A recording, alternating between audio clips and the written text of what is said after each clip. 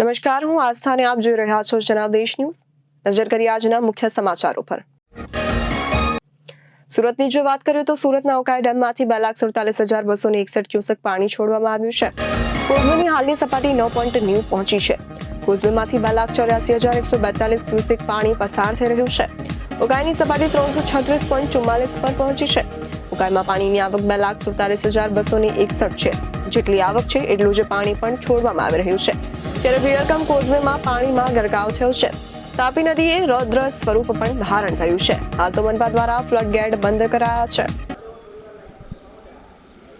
ગુજરાતભરમાં જે રીતે સર્વત્ર વરસાદને કારણે મેઘો છે તે મંડાણો છે અને ધીરે ધીરે ગુજરાત સહિતના અનેક વિસ્તારોને બાનમાં લીધા છે અને વાપી વલસાડ જેવામાં અનેક રીતે વરસાદ છે તે ધોધમાર વરસતો હતો, પરંતુ દક્ષિણ ગુજરાતમાં જે રીતની દસ્તક દીધી છે અને તે પ્રમાણેના દ્રશ્યો સામે આવી રહ્યા છે કે ઉકાઈ ડેમમાંથી જે પ્રકારે પાણી છોડવામાં આવી રહ્યું છે અને આ પ્રમાણે વિયરકમ કોઝવેનો નજારો છે તે ભયજનક સ્થિતિ ઉપરથી પસાર થતો નજરે પડી રહ્યો છે અને આ પ્રમાણેની સ્થિતિ છે તે રાંદેરના વિયરકમ કોઝવીની છે। ત્યારે મહત્વની વાત છે કે જે રીતના રૂલ લેવલ છે એટલે કહી શકાય કે આજે ભયજનક સપાટી છે તે વટાવી ચૂક્યો છે અને તેના ઉપરથી જે રીતે ઘસમસતા પાણીનો પ્રવાહ છે તે જઈ રહ્યો છે અને તાપી નદી મૈયા છે તે તેમનું જે રૌદ્ર સ્વરૂપ હોય અને ગાંડી તૂર બની હોય તાપી નદી, તે રીતના દૃશ્યો હાલ આ રીતે જોવા મળી રહ્યા છે। અને ખાસ કરીને હજુ પણ સતત જે રીતની વરસાદની આગાહી છે અને વધુ વરસાદ વરસે એટલે કે આ રીતનું પાણી છોડવાની સાથે અનેક વિસ્તારોમાં જે પાણી ભરાવાની સમસ્યા પણ જે રીતની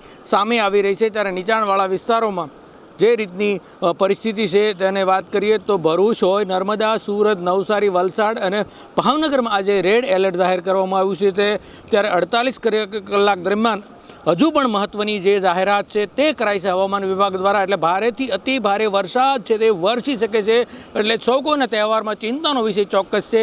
ત્યારે અહીં જે પ્રમાણે પોલીસ છે પણ તે તૈનાત કરી દેવામાં આવ્યો છે, કારણ કે આ પાણીને જોવા જે સહેલાણીઓ આવતા હોય છે અને તે પ્રકારે અહીં પોલીસ બંદોબસ્ત પણ ચાંપતો ગોઠવી દેવામાં આવ્યો છે અને પોલીસને પણ અહીં તૈનાત કરી દેવામાં આવ્યો છે। બીજી તરફ તંત્ર પણ સાબદું બન્યું છે અને નીચાણવાળા વિસ્તારોને એલર્ટ કરી દેવામાં આવ્યા છે, પરંતુ કેટલાક નીચાણવાળા વિસ્તારોમાં પાણી ભરાવાની છે તે શરૂઆત થઈ ચૂકી છે અને હાલ 2.5 લાખ ક્યુસેક જેટલું જે પાણી છે તે અત્યારે છોડવામાં આવી રહ્યું છે। અને તાપી કાંઠાના દ્રશ્યો આ છે કે બે કાંઠે ગાંડી તૂર જે તાપી બની હોય તે રીતની સ્થિતિ અત્યારે અહીં જોવા મળી રહી છે। અને હજુ પણ વધુ વરસાદને કારણે ક્યાંક ને ક્યાંક જે સુરતવાસીઓને જો તકલીફનો સામનો કરવો પડે તો નવાઈ નહીં। સહયોગી પરેશ રાઠોડ સાથે અરવિંદ રાઠોડ, જનાદેશ ન્યૂઝ, સુરત।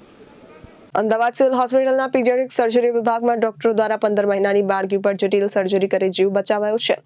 અત્યાર સુધી આખા વિશ્વમાં માત્ર આવા જન્મજાત ખામીના 200 જ કેસ નોંધાયા છે। ત્યારે 15 મહિનાની બાળકીના પેટમાંથી 220 ગ્રામની 8.5, 10.7 અને 15 સેન્ટીમીટરની ગાંઠ દૂર કરી પીડામુક્ત બાળકીને કરવામાં આવી હતી। ખૂબ જ દુર્લભ એવી ફિટિસ એન્ડ ફિટુની જન્મજાત ખામીને 3 કલાકની અત્યંત જટિલ સર્જરી દ્વારા સિવિલ હોસ્પિટલના પીડિયાટ્રિક સર્જરી વિભાગના ડોક્ટરો દ્વારા દૂર કરાઈ છે। અમદાવાદ સિવિલ હોસ્પિટલમાં ખૂબ જ દુર્લભ કહી શકાય તેવી સર્જરી કરી બાળકીને પીડામુક્ત કરવામાં આવી છે। હાલ સુરત અને ગીર સોમનાથના વતની એવા માલદેવભાઈ જયાબેનની 15 મહિનાની પુત્રી યશ્રી વાઝાને 5 જુલાઈ 2024થી ઝાડા અને ઉલટીની ફરિયાદ હતી। ત્યારે સોનોગ્રાફી કરાવતા યશ્રીના પેટમાં જમણી બાજુ પેટની દિવાલની આવરણના પાછળના ભાગમાં ગાંઠ હોવાનું માલુમ પડ્યું હતું। યશ્રીને સિવિલ હોસ્પિટલ અમદાવાદ ખાતે વધુ સારવાર માટે સુરતથી રેફર કરવામાં આવી હતી। સિવિલ હોસ્પિટલના પીડિયાટ્રિક સર્જરી વિભાગમાં તેણીની સંપૂર્ણ તપાસ કર્યા બાદ doctor Rakesh Joshi, HOD paediatric surgery વિભાગ અને મેડિકલ સુપ્રિન્ટેન્ડન્ટ અને એન્થેસિનિયા ડોક્ટર રમીલા અને આસિસ્ટન્ટ ડોક્ટર મિરખી શાહની આગેવાની હેઠળ ટીમે સમગ્ર ઓપરેશન કરી ગાંઠને બહાર કાઢી હતી। જુલાઈ આપણે આ માંદી પડી એટલે એને ઝાડા ઉલટી માટે થઈને અમે સુરત પ્રાઇવેટ હોસ્પિટલમાં લઈ ગયા। ત્યાં એનું ઝાડા ઉલટી માટે થઈને ત્યાં એને એડમિટ કરવી પડી હતી અને એડમિટ થયા પછી 3 દિવસ પછી સાહેબે કીધું કે આને થોડુંક પેટમાં કંઈક તકલીફ જેવું લાગે છે એટલે એના માટેથી તમને સોનોગ્રાફી કરાવવાનું કીધું। સોનોગ્રાફીમાં એને પેટમાં ગાંઠ જેવું લાગ્યું એટલે પછી અમને આગળ CT સ્કેન કરવાનું કીધું। CT સ્કેનમાં એને પેટમાં ગાંઠ આવી એટલે પછી ઝાડા ઉલટીમાં થોડીક રાહત થઈ ગઈ। પછી અમને ત્યાંથી સરે અમને સલાહ આપી કે આને ગાંઠ માટેથી તમે આગળ દવાખાને લઈ જાઓ। પછી અમને અહીંયાથી સિવિલ હોસ્પિટલમાં આવ્યા અમદાવાદ સિવિલ હોસ્પિટલમાં આવ્યા પછી આના બધા રિપોર્ટો થયા, આનું CT સ્કેનનું બધું કરાવ્યું, 2D ઇકો કર્યો અને પછી એનું બાયોપ્સી કરાવ્યું। તો બાયોપ્સીમાં સાદી ગાંઠ આવી એટલે પછી 1200 બેડમાં પાછા રાકેશ સર સાથે વાતચીત કરી અને રાકેશ સરે આનું પેલું ટ્રીટમેન્ટ ચાલુ કર્યું અને ટ્રીટમેન્ટ કર્યા પછી એનું ઓપરેશન કર્યું. ઓપરેશનમાં એની બાઇક છે એ બધી અત્યારે બાઇક કાઢી ઓપરેશન કમ્પ્લીટ થઈ ગયું છે અને અત્યારે એકદમ સ્વસ્થ છે અત્યારે. વધી રહેલ હત્યાઓની ઘટના વચ્ચે સુરતમાં વધુ એક હત્યાની ઘટના પ્રકાશમાં આવી છે. વાત કરીએ સુરતની તો સુરતમાં 24 કલાકમાં 4 જેટલી હત્યાઓ થવા પામી છે. ઉધનામાં ગતરોજ પત્નીની હત્યા, ખટોદરામાં પ્રેમી અને પત્નીની હત્યા, ત્યારે ફરી એકવાર ઉધનામાં હત્યાની ઘટના પ્રકાશમાં આવી છે. પ્રભુનગર સોસાયટી નજીક બન્યો હતો હત્યાનો બનાવ. રવિ ગોપાલ નામના વ્યક્તિની હત્યા કરાઈ હતી. રવિના સગા ભાઈ રઘુ પાત્રાએ હત્યા કરી હોવાનું સામે આવ્યું હતું. રઘુ અગાઉ પણ પોતાની પત્નીની હત્યા કરવામાં સામેલ હતો. સૂત્રો દ્વારા માહિતી જાણવા મળી છે. પોલીસે પણ જણાવ્યું હતું કે હાલ આ હત્યાનું કોઈ કારણ અંગત હોઈ ન શકે.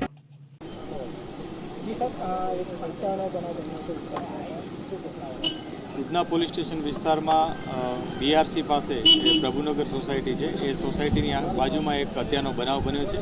આ બનાવમાં રવિ ગોપાલ પાત્રા એ નામના વ્યક્તિની હત્યા થઈ છે. એની હત્યા એના સગા ભાઈ રઘુ પાત્રાએ કરી છે. બંને એક જ મકાનમાં રહેતા હતા સાથે. બંને વચ્ચે કોઈ અંગત કારણોસર આ ઝઘડો થયો હોય અને ઝઘડાના પરિણામ રૂપે એણે પોતાના સગા ભાઈની હત્યા કરી હોય એવું જણાય છે.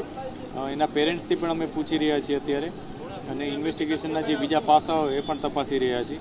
અત્યારે પોલીસ તત્કાલ 8:30ની આ ઘટના છે, તત્કાલ ત્યાં પહોંચી ગઈ હતી અને જે સાયન્ટિફિક એવિડન્સીસ હોય એ પણ અમે અત્યારે ભેગા કરી રહ્યા છીએ. આ ઉપરાંત જે વિટનેસ છે એને પણ તપાસી રહ્યા છીએ અને જે આરોપી અહીંથી જે હત્યા કરી નીકળી ગયો છે એની તપાસ પણ અત્યારે ચાલુ છે.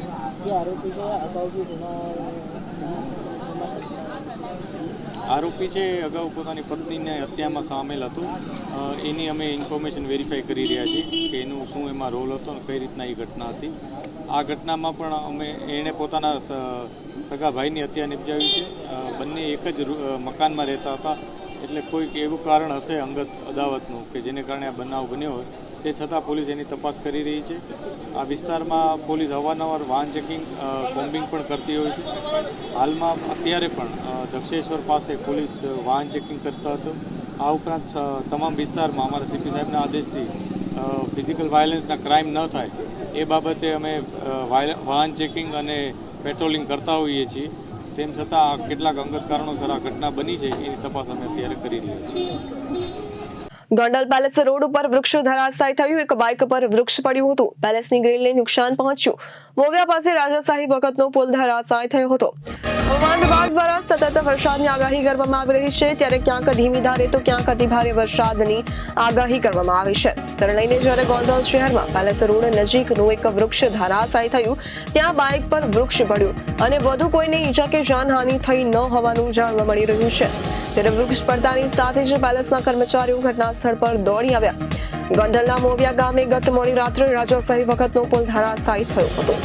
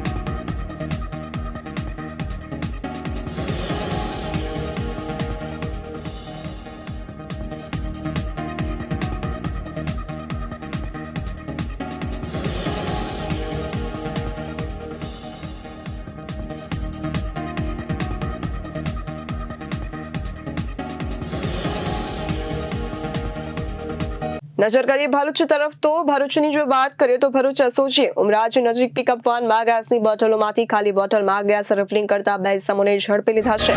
ગ્રાહકોને ડિલિવરી કરવાના બોટલમાંથી થોડો ગેસ કાઢીને બોટલોમાં ભરાતો હોવાનું બહાર આવ્યું છે. પૂરી કિંમત ચૂકવીને ગેસ સિલિન્ડર લેતા ગ્રાહકોને આ રીતે ઓછો ગેસ મળતો હોવાની ચર્ચા ઉઠવા પામી છે. ભરૂચ એસઓજીની ટીમે ભરૂચના ઉમરાજ ગામની સીમમાં ઉમરાજથી ચાવદના રોડ ઉપર એક પિકઅપ વાનમાં ગેસના ભરેલા બોટલોમાંથી ખાલી બોટલોમાં ગેસ રિફિલિંગ કરવાના ગુનામાં હેઠળ બે ઇસમોને મુદ્દામાલ સાથે ઝડપી લીધા છે. Bharuch SOG PI A Chaudhari અને પીએસઆઈ એમ એચ વાઢેરની ટીમ સાથે ભરૂચ શહેરમાં પેટ્રોલિંગ દરમિયાન બાતમી મળી કે ઉમરાજ ગામની જ સીમમાં ઉમરાજ ચાવજ જતા ઉપર એક બોલેરો પિકઅપ ગાડીમાં ગેસના બોટલોમાં ગેસ રિફિલિંગ કરવામાં આવે છે।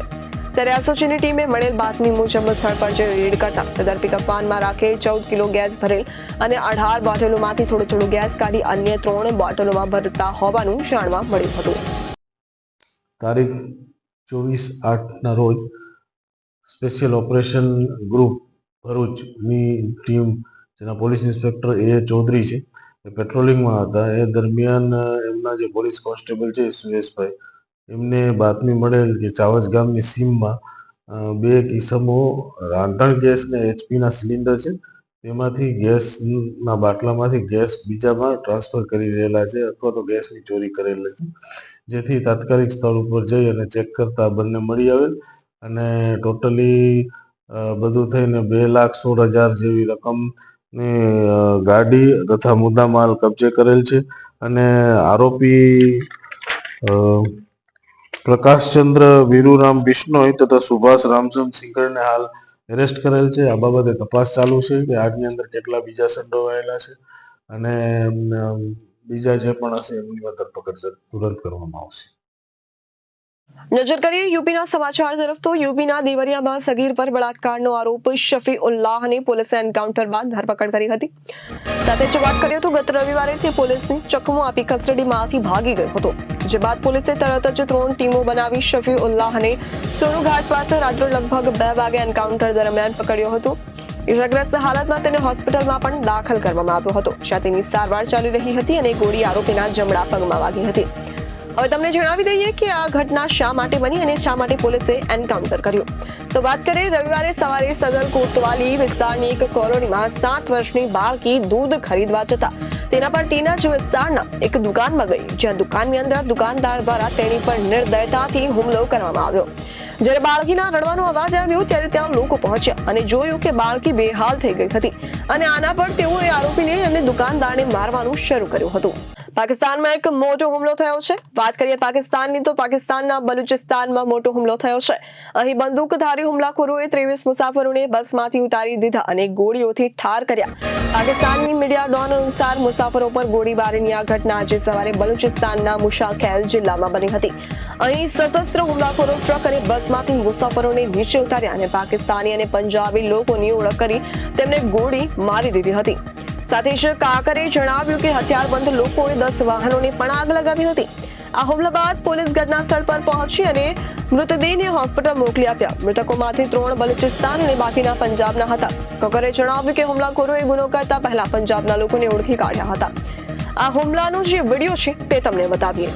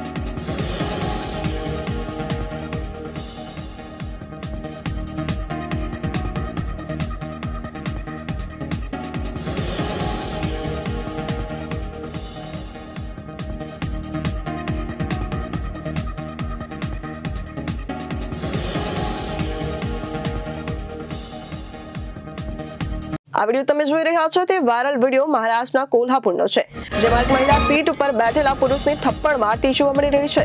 તે વ્યક્તિ વ્યવસાયથી ડોક્ટર છે, જેનો આરોપ છે કે ડોક્ટરે પોતાના ક્લિનિકની મહિલા કર્મચારીની છેડતી કરી. યુવતીના પરિવારજનોને આ વાતની જાણ થતા તેઓ ક્લિનિક પર આવ્યા અને ડોક્ટરને મારપીટ કરી. તમે આ વિડીયોમાં જોઈ શકો છો કે કેવી રીતે મહિલા ડોક્ટરને થપ્પડ મારતી રહી છે.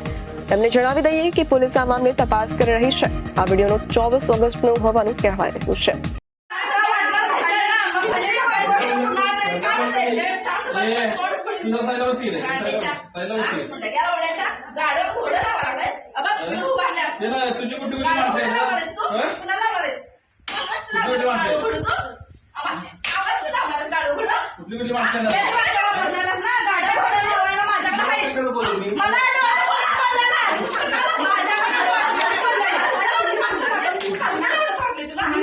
જન્માષ્ટમી પર્વ પર ઉત્તર પ્રદેશના મુખ્યમંત્રી યોગી આદિત્યનાથે શ્રી કૃષ્ણ જન્માષ્ટમી નિમિત્તે શ્રી કૃષ્ણ જન્મભૂમિ મંદિરમાં પૂજા અર્ચના કરી હતી.